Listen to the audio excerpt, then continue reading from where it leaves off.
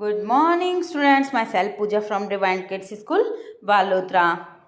Class 6th Science.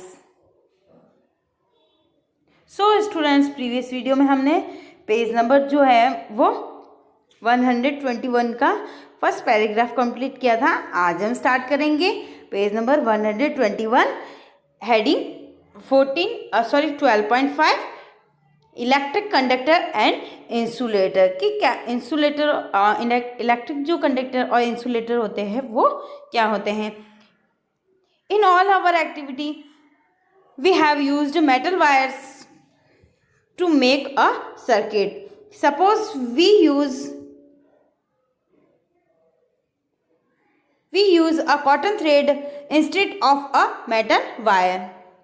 Why to make a circuit? Do you think that the bulb will light up in such a circuit? What material can be used in electric circuit so that the current can passes through them? Let us find out कि किस तरह से जो electric circuit के अंदर current जो है वो फ्लो होता है और किस तरह से नहीं होता है. तो हम एक्टिविटी के थ्रू आगे पढ़ेंगे. Now activity 5, disconnect the switch from the electric circuit you used for activity 4. जैसे कि इलेक्ट्रिक एक्टिविटी 4 के अंदर आप लोगों ने देखा था कि कैसे जो है वो इलेक्ट्रिक सर्किट को डिस्कनेक्ट करते हैं. This would leave you with a 2 free ends of wire as show in figure 12.12a. जैसे कि 12.12 के ए के अंदर जैसे आप लोगों को दिख रहा है कि दोनों जो वायर है वो एक दूसरे से कनेक्टेड नहीं है प्रॉपरली, इसलिए फर्स्ट के अंदर बल्ब जो है वो ग्लो नहीं हो रहा है. Bring the free ends of 2 wires close, let them the touches each other. Does the bulb light up. कि क्या फर्स्ट वाले के अंदर बल्ब जो है वो लाइट अप हो रहा है? नो. क्यों? क्योंकि इसको जो प्रॉपर ऑर्डर के अंदर कनेक्टेड नहीं किया है, इस वजह से नहीं हो रहा है. You can now use this arrangement to test whether any given material allow current to a pass through it और नॉट. कि हम उसको जैसे हम अरेंजमेंट से हमें टेस्ट करके बताएंगे कि करंट जो है वो पास हो रहा है या नहीं. Okay. Now collect samples of a different type of material such as coin, कॉक, rubber, glass, key, pins, plastic scales, wooden block, aluminium foil, candles, sewing needles, thermocol, paper of pencil lead. One by one, bring the free ends of the wire of your test in a contact with 2 ends of the sample you have to collected. Make sure that the 2 wires do not touch each other while you are doing so. Does the bulb glow in each case? आपको क्या करना है, ये जो भी आपको things की मैंने नेम बताए हैं तो उनको क्या करना है, वायर से आपको कनेक्टेड करना है. ये जो भी सारे मैंने आपको नाम बताए और वायर से कनेक्टेड करके आप मतलब एक साइड तो सेल से जोड़ोगे उन वायर को और फिर कनेक्ट करके देखेंगे कि उनके अंदर इलेक्ट्रिसिटी जो है वो उनके अंदर से पास आउट हो रही है या नहीं. अगर पास आउट हो रही है तो ये हम कह सकते हैं कि उसको हम क्या बोलेंगे, कंडक्टर. और जिसमें पास आउट नहीं होगी उसको बोलेंगे इंसुलेटर. ओके. तो इसके बारे में ज़्यादा डिस्क्रिप्शन हम आगे पढ़ेंगे. Make a table in your notebooks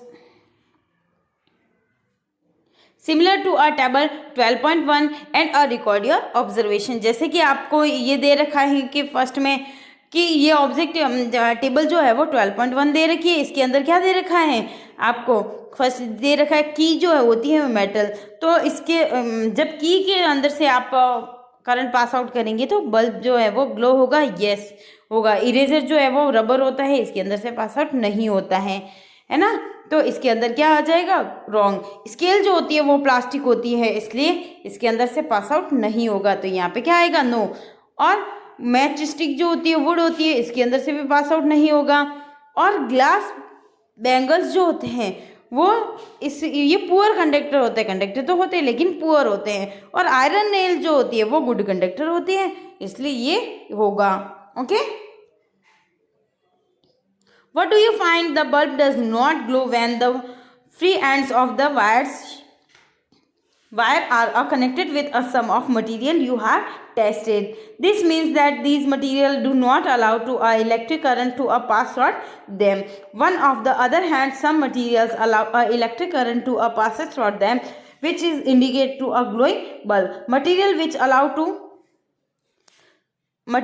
allow to electric current to pass through them are conductor of electricity, कि इस तरह के मटेरियल जो क्या करते हैं, अपने अंदर से इलेक्ट्रिक करंट को पास आउट होने देते हैं अपनी बॉडी के अंदर से, उनको हम क्या बोलते हैं? Conductor of electricity.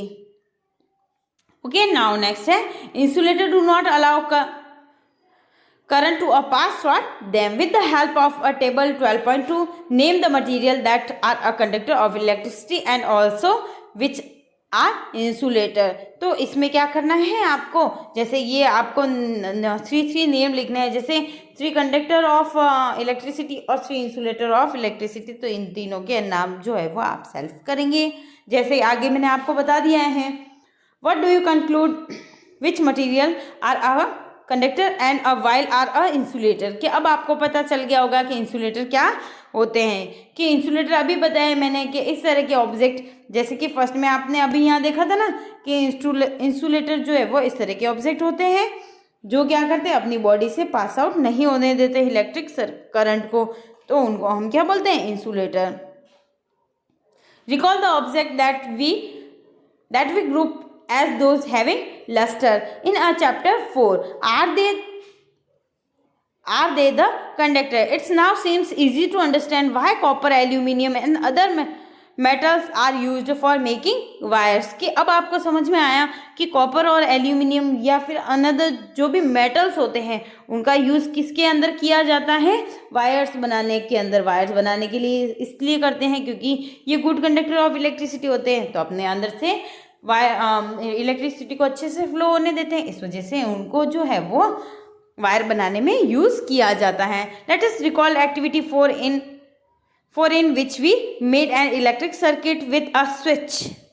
When the switch was in a open position, were the drawing pins not connected with each other? जैसे कि आप लोगों ने देखा होगा, मैं स्विच की कंडीशन बता देती हूँ कि स्टूडेंट, जब हमारे पास में स्विच जो है वो ऑफ पोजीशन में होगा तो इसका सिंबल कैसे होगा? ये इस तरह से इसका सिंबल होता है. इसका मतलब स्विच कैसा है? ऑन है ना? स्विच कैसा है? ऑन है. तो तब हमारा कनेक्शन सर्किट जो डायग्राम बनेगा वो इस तरह से बनेगा. जब स्विच ऑफ होगा तो वो जो ये जो लाइन है वो इस पॉइंट किससे कनेक्टेड नहीं होगी और ये ऐसे खुल जाएगी. इसका मतलब स्विच कैसा है? ऑफ. समझ में आया आपको?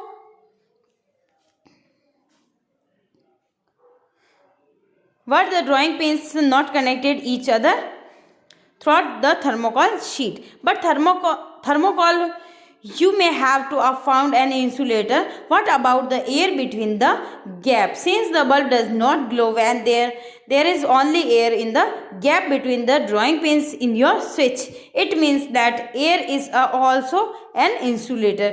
इसलिए हम कह सकते हैं कि एयर जो होती है वो इंसुलेटर है. Okay, conductor and insulator are equally important for us. कि कंडक्टर और इंसुलेटर जो होते हैं वो हमारे लिए दोनों ही उतने ही इम्पोर्टेंट है जितना कि कंडक्टर है या इंसुलेटर, दोनों इक्वल अमाउंट में हमारे लिए इम्पोर्टेंट हैं. Switches, electrical plug and socket are made of a conductor. कि जो स्विचेस होते हैं या इलेक्ट्रिक प्लग सॉकेट जो भी होते हैं वो किसके बने होते हैं? कंडक्टर्स के. On the other hand, rubber and plastic are used for covering electric wires. और अनदर में आपने देखा होगा कि जो रबर होते हैं और प्लास्टिक का जो यूज़ किया जाता है वो इलेक्ट्रिक जो वायर होते हैं उनकी कवरिंग के अंदर. Plug, top, switch and other parts of electric appliances which people might touch. कि इस तरह के एप्लीसेंस में यूज़ किए जाते हैं जिनको लोग जो है वो टच करते हैं. क्योंकि अगर हम क्या करेंगे, गुड कंडक्टर का यूज़ करेंगे तो हमें तो इस तरह से तो हमें झटका लग जाएगा, करंट आ जाएगा हमारे, है ना. तो करंट से बचने के लिए हम इंसुलेटर का यूज़ करते हैं. और इंसुलेटर क्या होते हैं? रबर और प्लास्टिक. तो इसलिए उनका यूज़ किया जाता है वायर्स की कवरिंग के ऊपर, है ना। प्लग और स्विचेज जो बने होते हैं, तो स्विच ऑन करते हैं तो वो किसका बना होता है, हमारे प्लास्टिक का बना होता है ना। तो उस प्लास्टिक की वजह से हमें जो है वो करंट नहीं लगता है। ओके, तो इस तरह से इंसुलेटर भी उतने ही इम्पोर्टेंट है जितने कि कंडक्टर। ओके, प्रिकॉशंस में क्या है, your body is a conductor of electricity, therefore be carefully when the handle of electric appliances, कि हमारी बॉडी जो होती है वो क्या होती है, कंडक्टर होती है इलेक्ट्रिसिटी के ना, क्योंकि इस वजह से हमें झटके लग जाते हैं। तो इसलिए जो भी इलेक्ट्रिक इंस्ट्रूमेंट जो होते हैं उनको पकड़ते टाइम हमें थोड़ा ध्यान रखना चाहिए। ओके स्टूडेंट्स, तो आप लोग भी कभी इस तरह का टेस्ट करो तो थोड़ा बी केयरफुली, है ना। तो आज का चैप्टर हमारा यहीं कंप्लीट होता है। आपको क्या करना है कि ये जो भी क्वेश्चंस के जो आंसर्स है वो आपको इसके साथ में मैं पीडीएफ दे दूंगी, वहाँ से आपको इन क्वेश्चंस के जो आंसर हैं वो आपको करने हैं। जैसे कौन कौन सा क्वेश्चन का आंसर रिमेनिंग रह गया था, फर्स्ट, सेकेंड और थर्ड, फोर्थ और सेवन्थ मैंने करवा दिया था आपको। तो आप कौन से क्वेश्चन करेंगे, फर्स्ट, सेकेंड, फिर फिफ्थ, सिक्स्थ, 8, 9 एंड 10 जो है वो आपको आपके होमवर्क में करना है। तो ओके स्टूडेंट्स, आज के लिए इतना ही। नेक्स्ट वीडियो में मिलेंगे नेक्स्ट चैप्टर के साथ में। Thank you students, hope you enjoying, have a good day, take care, bye bye.